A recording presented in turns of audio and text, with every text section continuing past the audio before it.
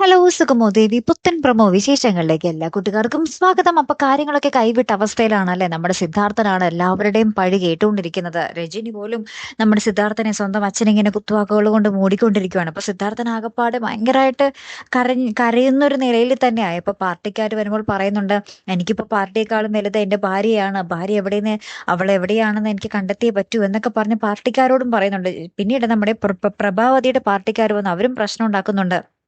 ഞങ്ങളുടെ പാർട്ടിക്കാരാകെ രോഷാകുലരായിട്ട് നിൽക്കുകയാണ്, നിങ്ങൾക്കെതിരെ അവരെന്തും ചെയ്യും എന്നൊക്കെ പറഞ്ഞ് ആ പാർട്ടിയിലെ മെയിൻ കുറച്ച് നേതാക്കന്മാർ വന്ന് നമ്മുടെ സിദ്ധാർത്ഥനെ കണ്ട് പറയുന്നുണ്ട്. ഏറ്റവും ലാസ്റ്റ് ഉണ്ടല്ലോ, പിന്നീട് നമ്മുടെ ദേവികയൊക്കെ ഇടക്ക് വെച്ച് ഭയങ്കരമായിട്ട് പൊട്ടി കരയുന്നൊക്കെ ഉണ്ട്. അങ്ങനെ നമ്മുടെ പ്രഭാവതിയുടെ വല്ല വാർത്ത അറിഞ്ഞിട്ടാണോ എന്നറിയില്ല, ഏറ്റവും ഒടുവിൽ നമ്മുടെ ഭാർഗവി നമ്മുടെ അരുന്ധതിയുടെ വീട്ടിലേക്ക് ആക്രമിച്ച് കയറുന്നുണ്ട്. പിന്നീട് നമ്മുടെ അരുന്ധതിയുടെ അടുത്ത് എന്റെ പ്രഭക്കുഞ്ഞെവിടെ എന്നൊക്കെ പറഞ്ഞ് ഭയങ്കരമായിട്ട് ഇങ്ങനെ ദേഷ്യപ്പെടുമ്പോൾ നമ്മുടെ അരുന്ധതി അറ്റ കൈ പ്രയോഗം പോലെ തോക്കെടുത്ത് നമ്മുടെ ഭാർഗവിക്ക് മുന്നിൽ ഇങ്ങനെ ചൂണ്ടി നിൽക്കുന്ന ഒരു രംഗം തന്നെയാട്ടോ ഏറ്റവും ഒടുവിൽ നമുക്ക് കാണുവാൻ സാധിച്ചതേ.